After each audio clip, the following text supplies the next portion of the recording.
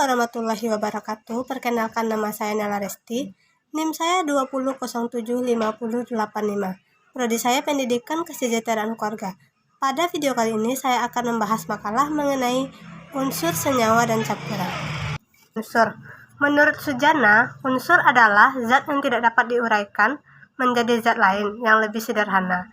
Contohnya yaitu hidrogen, oksigen, nitrogen, aluminium, karbon, dan lainnya. Jenis unsur yang ada di dalam ini ada 90 jenis unsur.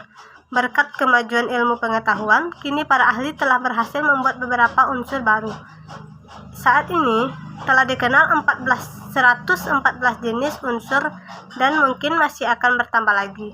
Berdasarkan penemuannya, unsur dikelompokkan menjadi dua, yaitu yang pertama yaitu unsur alami.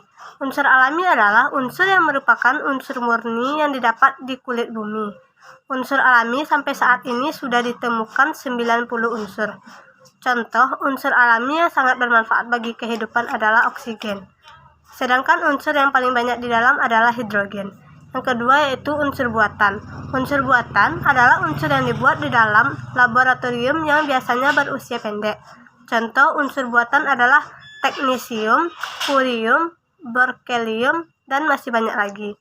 Para peneliti masih membuat unsur buatan biasanya dengan cara partikel-partikel yang digerakkan dengan kecepatan yang sangat tinggi sebelum ditabrakkan dengan unsur lain untuk membentuk suatu unsur campuran.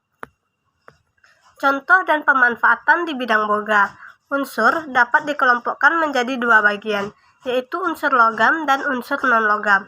Contoh unsur logam adalah besi, emas, perak, aluminium, tembaga, natrium, kalium, magnesium. Unsur-unsur logam tersebut memiliki sifat-sifat seperti semua unsur logam berupa zat padat, kecuali raksa yang berwujud cair, merupakan penghantar listrik dan panas yang baik, memiliki titik lelah dan titik lebur yang tinggi, dapat ditempa dan memiliki kilat khusus di permukaannya. Sedangkan khusus unsur non-logam tidak memiliki sifat-sifat tersebut. Contoh unsur non-logam adalah oksigen, nitrogen, balerang, karbon, klorida, dan iodium. Pemanfaatan unsur kimia pada bidang boga yaitu seperti penggunaan untuk bahan pembuatan alat dapur seperti panci, wajan, loyang, kukusan, dan oven. Selanjutnya yaitu senyawa. Senyawa adalah zat kimia yang terbentuk dari dua atau lebih unsur. Oleh karena itu, senyawa dapat diuraikan menjadi zat lain yang lebih sederhana melalui proses kimia. Perhatikan contoh-contoh berikut. Molekul air yang memiliki rumus kimia H2O merupakan suatu senyawa yang tersusun dari dua buah atom hidrogen dan satu buah atom oksigen.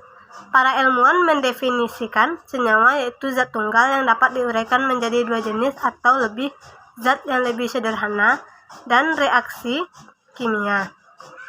Alam kehidupan sehari-hari kita mengenal contoh-contoh senyawa antara lain adalah air, gula, dan garam. Senyawa ini terbentuk oleh ikatan kimia dari beberapa unsur, namun sifat senyawa berbeda dengan sifat unsur lainnya. Sebagai contoh berikut ini. Yang pertama yaitu air atau H2O. Dapat diuraikan menjadi unsur hidrogen dan oksigen. Dalam suhu kamar, air bersifat air sedangkan hidrogen dan oksigen bersifat gas. Garam NaCl dapat diuraikan menjadi unsur natrium, klorin. Natrium ini bersifat mudah meledak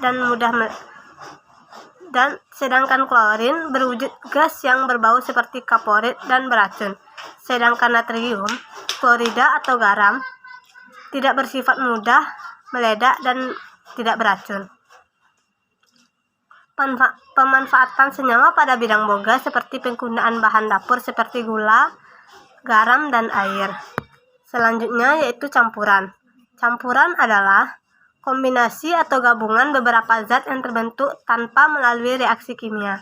Misalnya, bila kita mencampurkan 1 gelas pasir dengan 2 gelas serbuk besi, maka akan terbentuk campuran pasir dan besi.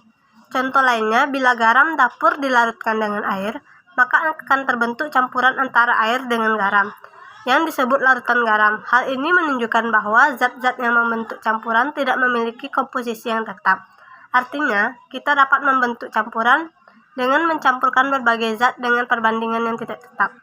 Campuran terbagi menjadi dua, yaitu campuran homogen dan heterogen. Campuran homogen adalah campuran yang serba sama.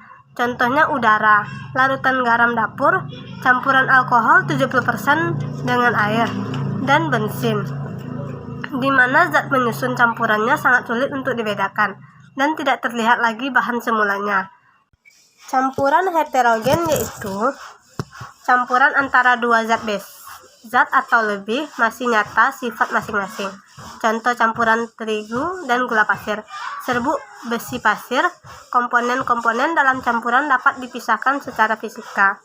Contoh campuran dalam bidang boga adalah ketika kita melarutkan gula dalam air, maka kita dapat merasakan sifat manis dari gula tersebut, sehingga campuran ini memiliki ciri sifat komponen dalam campuran tidak hilang, dan pencampuran tidak menghasilkan zat baru. Campuran ini dapat berupa koloid, larutan, dan substansi. 1.